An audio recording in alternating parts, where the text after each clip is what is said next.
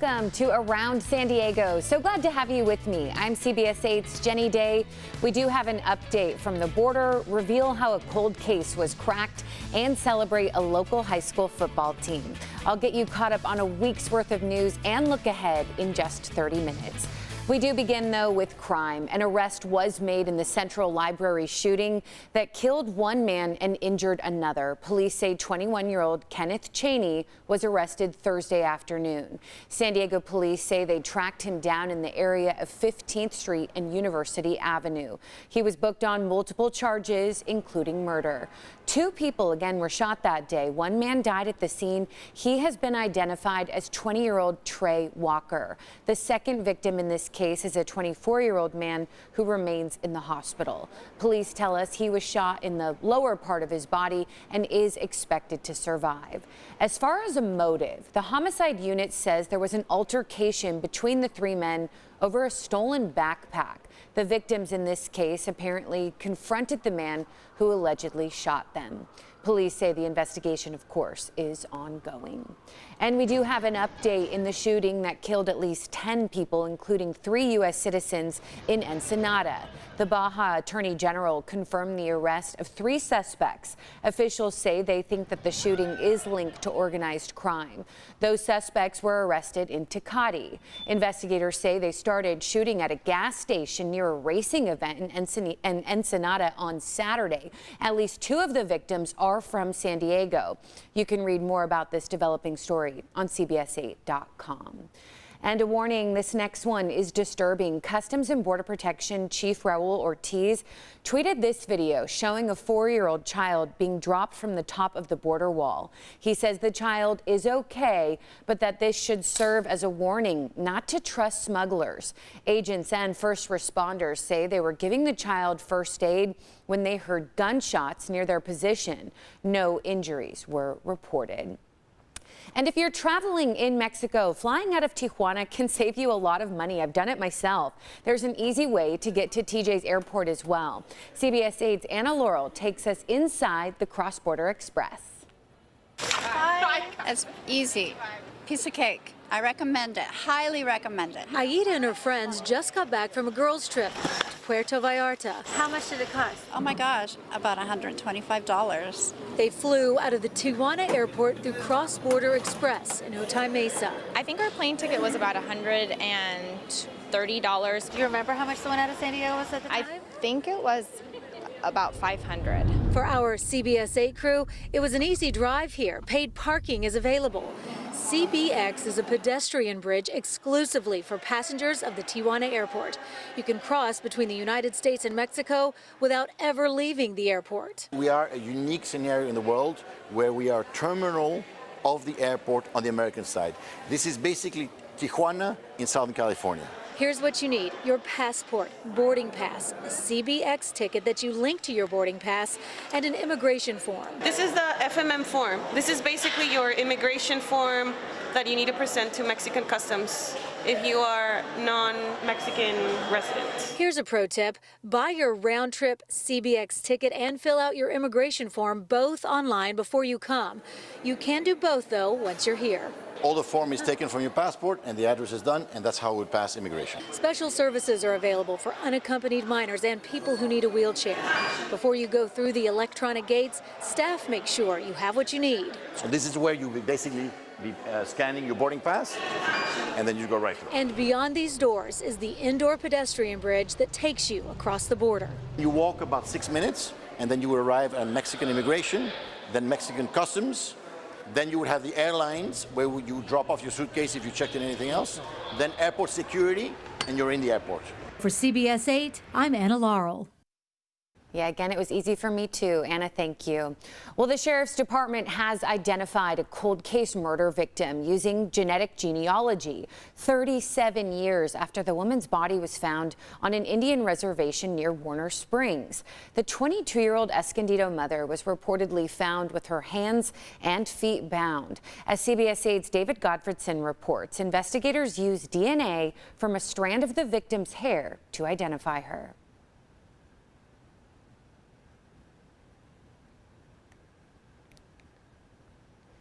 You know, apologies, we're moving on there, but we do have more on CBS8.com. Again, this cold case has been cracked. Still no arrests, though, but she has been identified. Well, right now there's a fight over flying the pride flag in both Carlsbad and La Mesa, with Pride Month celebrations set to start next week. So Tuesday night, the city of Carlsbad voted against flying a commemorative pride flag above City Hall. The proposal was supposed to give them the authority to request a third flag to fly during any month, with the public's input on which flag to display. But some council members argued the policy would open the floodgates to unlimited requests of commemorative flags. They claimed it would be unfair to decide which should be displayed and which should not. And a proposal to ban the pride flag in front of La Mesa City Hall during Pride Month will not be moving forward. Council member Laura Lothian proposed the ban, arguing it amounts to, quote, political messaging. But more than 40 speakers lashed out against the idea, saying the flag signals that La Mesa is an accepting and inclusive city. All other council members spoke out in support of flying the pride flag in front of City Hall. Well, a pilot program designed to clean up areas around encampments in the city of San Diego will now become permanent. CBS 8's Shannon Handy was invited to join and shows us how it works and why the mayor says it's part of his larger plan to combat homelessness.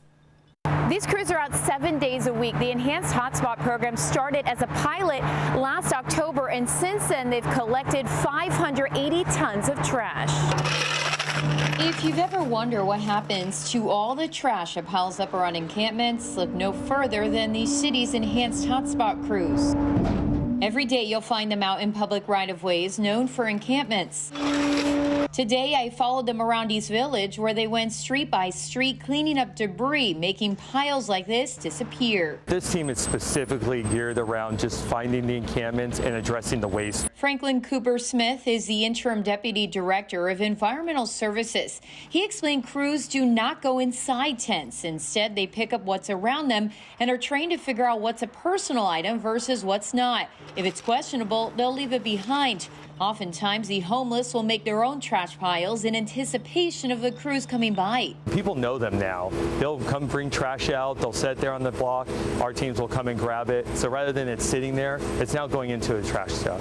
We saw Chris Coleman do just that. He told me, though, he'd rather not be living on the streets. At the very least, he wants to keep his area clean. I have to make good on what I have, you know, and I try to tell everybody that because you're out here don't mean you have to live in the garbage can. You don't have to do that. The Enhanced Hotspot program started as a pilot last October. Mayor Todd Gloria has now signed off on making it permanent as part of his 2024 budget. Total cost about $1.4 million, which includes $970,000 in one-time expenditures for trucks and other supplies. Gloria told me this program isn't about enabling the homeless, but rather helping both them and the general public. This is not about enabling, but it's about a comprehensive approach to addressing the current conditions on our sidewalks. He says that comprehensive approach also includes a proposal to ban encampments in most public spaces. The City Council will vote on the unauthorized camping ordinance next month. San Diegans have my commitment to be relentless in coming back every damn day until these sidewalks are clean. Unacceptable. And if other folks won't get the message, we will make this message clear to them through the passage of the ordinance and our follow-up and our making sure this actually gets done. For CBS 8, I'm Shannon Handy. Shannon, thanks. And Monday, the San Diego City Council appointed 25 members to the new Commission on Police Practices.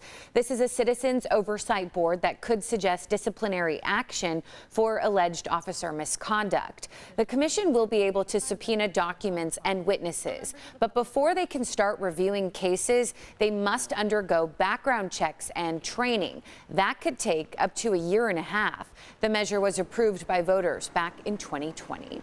And the U.S. Attorney's Office says more fentanyl is being seized at our southern border than ever before. That's because of Operation Blue Lotus, involving several law enforcement agencies, that has placed more officers and resources along the border over the last 2 months. The U.S. Attorney's Office says from March to May, nearly 3,000 pounds of fentanyl was seized. That's a 300% increase from this time last year.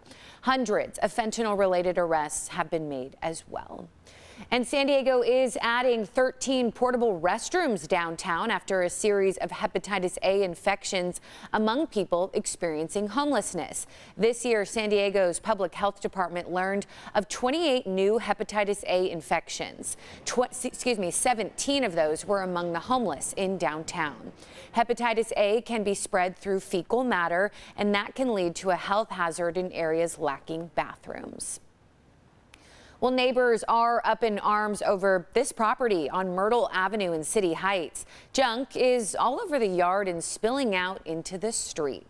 CBS 8's Steve Price visited the home himself and is working for you to find out how the city, police, and the management company are getting involved to take care of the issue.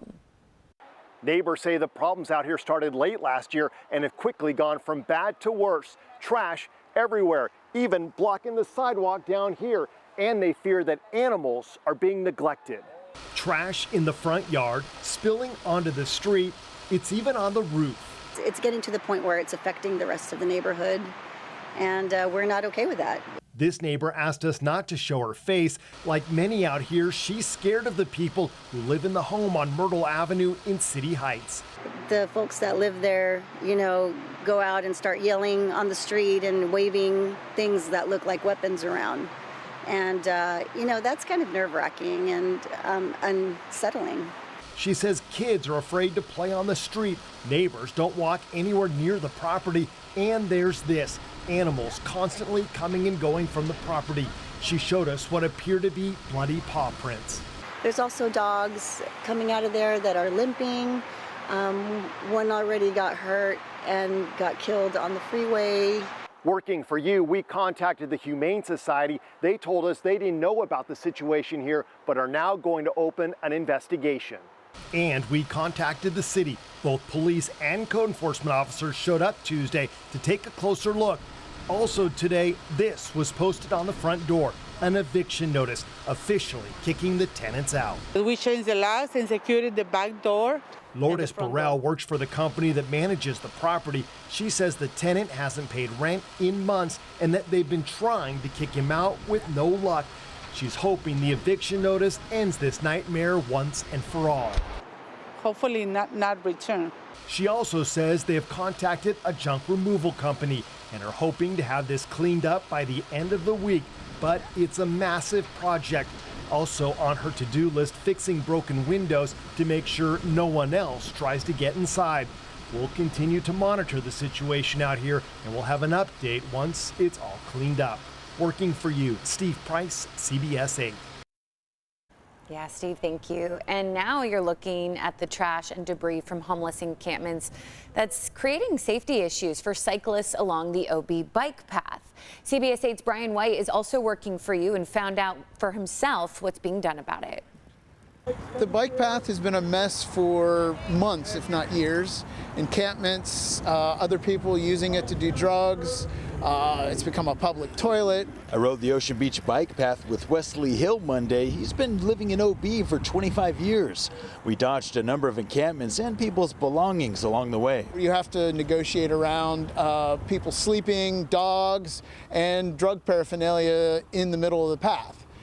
Frequently, I often dismount my bike because I'm afraid I will run over somebody or something. Last week, he did run into something. People hanging out under one of the bridges left a skateboard on the path, and Wes ran right into it. I didn't see it. I hit it, flew off my handlebars, and went face first. Lots of blood. I was spitting blood all over the place, and I was angry and upset. So right now, Wes is taking me to where this happened, right underneath the Sunset Cliffs Boulevard Bridge, and we're coming up on it right here. As you can see, it's a very narrow path under the bridge here. A couple of Wes's teeth were cracked, costing him $650 worth of dental work. I really hope the city understands that it is a safety issue, not just for the people that live in the encampments, but for the people that utilize the bike paths. The rise in people experiencing homelessness and living along the riverbeds is tied to a number of factors. We have a grave shortage of shelter bed availability. Amy Zamudio is founder of the nonprofit Housing for the Homeless. She believes there's a reason why Wes is noticing more encampments along the bike path. As we continue to sweep people out of downtown San Diego, you then begin to push people into the outskirts and into the riverbed. And I just think it leads back to our lack of leadership in this space in San Diego, and it's quite unfortunate. I reached out to City Council member Jennifer Campbell's office, and staff tells me they're looking into Wesley's complaints and will follow up with environmental services. I think it's very important that our bike paths are safe and secure, especially in a city that wants us to ride bikes. In Ocean Beach, working for you, Brian White, CBS 8. And remember, if you have something that you would like us to look into, you can email us at workingforyou@cbs8.com. We'll take a look at this one. It was an adventure of a lifetime for the mayor of Coronado, and he is sharing his story as proof that you don't have to reach the finish line to enjoy and learn from the journey. CBS 8's Sean Stiles shows us his epic adventure on Mount Everest. Being a mayor of any city, let alone the city of Coronado, is a tough task. But the mayor here, Richard Bailey, decided to test himself even further by trying to summit Mount Everest. At 29,032 feet, Mount Everest is the ultimate achievement for any mountaineer. So I was actually in Nepal for about 4.5 weeks and making an attempt to summit the world's highest mountain, Mount Everest. Having just finished the Boston Marathon, he flew to Kathmandu and then trekked to Lukla. So you're going from about 7,000 to 8,000 feet in elevation at Lukla, and then base camp is at 17,500 feet. Which is really high. You definitely notice it, that's right. Yeah, absolutely.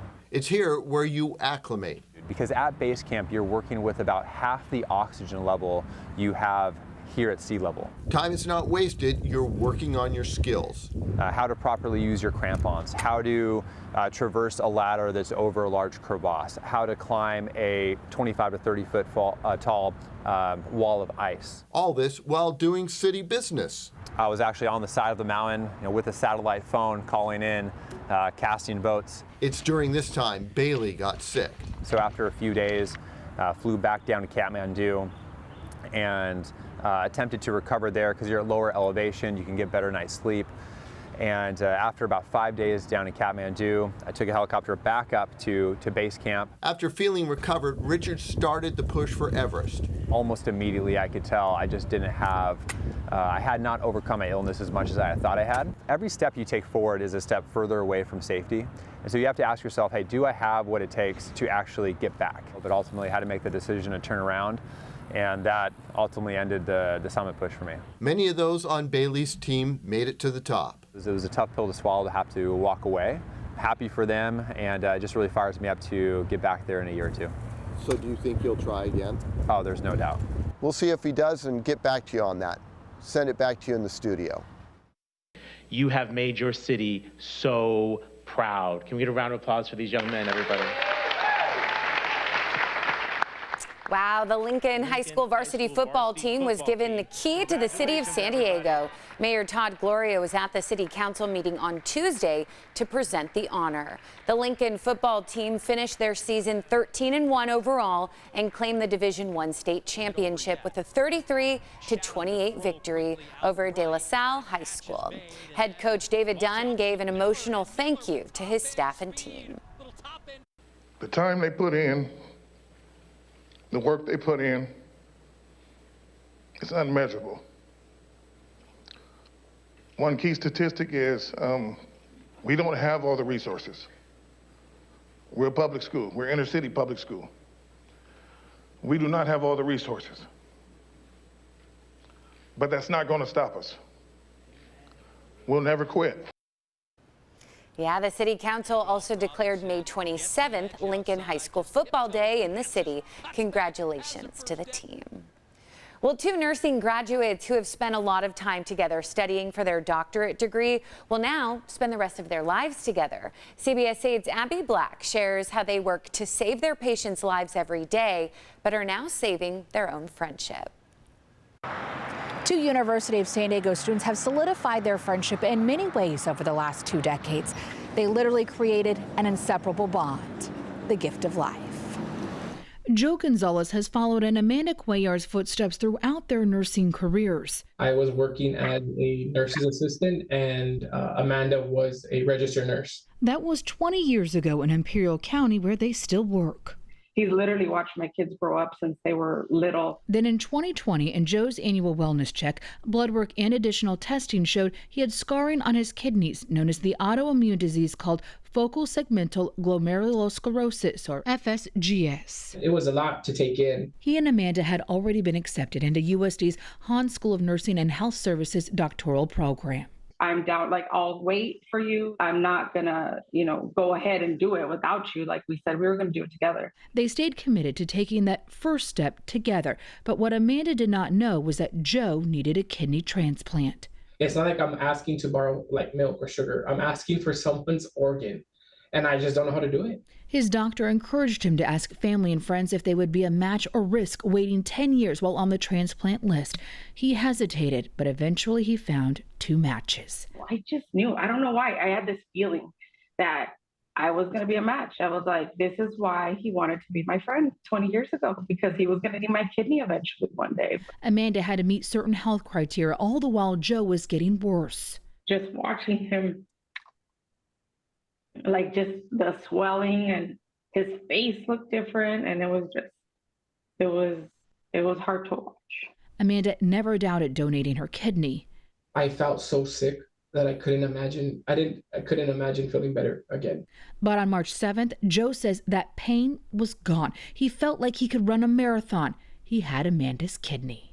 I walked in, he was like, hey, good morning, girl. I was like, oh, thank God, he feels better. Now the two will be walking together when they graduate this weekend from USD with a Doctor of Nursing Practices degree. There's no words to ever let her know how grateful I am for her. I love you with all my kidney. At USD, I'm Abby Black, CBS 8. I love you with all my kidney. So sweet. Truly nice to share positive news with you. Also this week, paramedics across San Diego County were recognized for their work to save children. Several groups were honored at Rady Children's Hospital as a way to celebrate National EMS Week. The big message was appreciation for the first responders who deal with the life and death moments that children and parents sadly face. Thank you to everyone who provides EMS care, to everyone who's standing back here, to the ambulances behind us. Yeah, this was also an opportunity to educate people on how to prevent emergencies. They demonstrated CPR there and covered ways to prevent drowning, suffocation, and even car crash injuries. Well, not many people walk away from a Harvard law degree to pursue a vegan cooking career. In this Zevely Zone, Jeff meets a rising YouTube star. When you hear the word vegan, it's easy to get lost in the weeds. So why not simplify it on YouTube? Hello, hi. Today I'm going to try to make a vegan burrito bowl at home that's better than Chipotle's. Nisha Vora put her Harvard law degree on the back burner along with a job in corporate America because it made her feel anxious, miserable, just searching for something else. Nisha started working at a vegan food store and cooked up a new career. Hi, hello. Today we're going to be making vegan pancakes. She launched her own YouTube channel. Don't mind if I do. And asked her parents to be taste testers. These are my parents. Please introduce yourselves. I'm Deepak. I'm Neela, Nisha's mom. Mom and dad, yes, that's correct. Her parents immigrated from India and oftentimes are more colorful than the food. You wore my jacket. She gave me the men's hat. She did, but you wore sometimes mine too. Bye. During our visit, I hear vegan and I think, good for you. Yeah. Nisha prepared her famous red lentil curry. All right, come on over. Let me show you what we're making. She combines her Indian heritage with plant-based foods. This is my mixture of ginger, garlic, fresh turmeric, and green chili peppers. And it must be good because this recipe alone is downloaded 100,000 times a month. This is garlic, fresh garlic. This is a serrano pepper. It's kind of a large one. YouTube recently honored Nisha for surpassing 1 million subscribers. Congratulations. Thanks. She's making more money now than she did with her Harvard law degree. Vegan food can be extremely delicious, so fun, so satisfying. And laying down a new law when it comes to eating healthy. Does it taste vegan to you? Not at all. Yeah. This is what I call a vegan gateway recipe. That's delicious. You're converting me. If you don't believe me, exceptional. Thank you, Nisha. Take it from Nisha's biggest fan. The best vegan chef in the world. No, but thank you. In the Zevely zone, Jeff Zevely, CBS 8.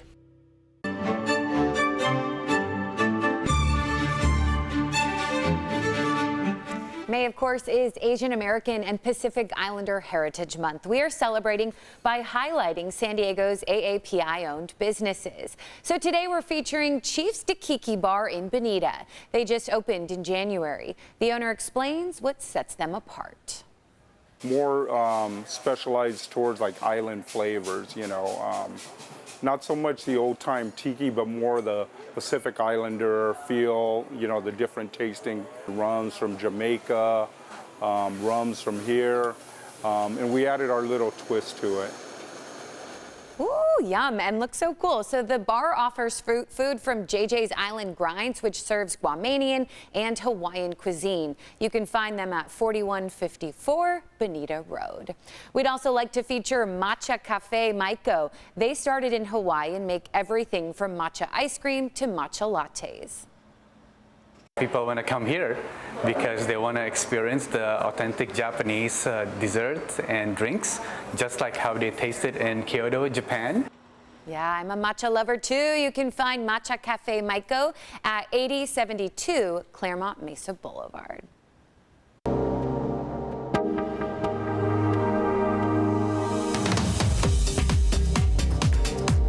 Well, local farms are playing a vital role in getting fresh food to families in need. In this week's Earth 8 report, CBS 8's Evan Narani visits a farm in Escondido that has donated hundreds of pounds of mushrooms to families since 2019. Their motto is feed people, not landfills. And with over 200 local farms on their roster, Feeding San Diego is helping reduce food waste, reduce greenhouse gas emissions, and get local organic produce to hungry families. I think these relationships with local farms are really kind of at the heart of a really modern form of hunger relief, and not just giving out canned goods, not just giving out food that isn't fresh, and really trying to move towards giving out fresh food. This is where we pasteurize. One partnership they fostered since 2019, the one with Mountain Meadow Mushrooms in Escondido.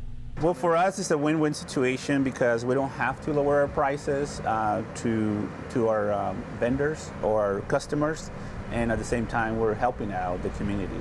And while these farms are turning a profit on their hard work by selling their products, for various reasons, they'll sometimes have a surplus of mushrooms that some farms would normally toss. But not here.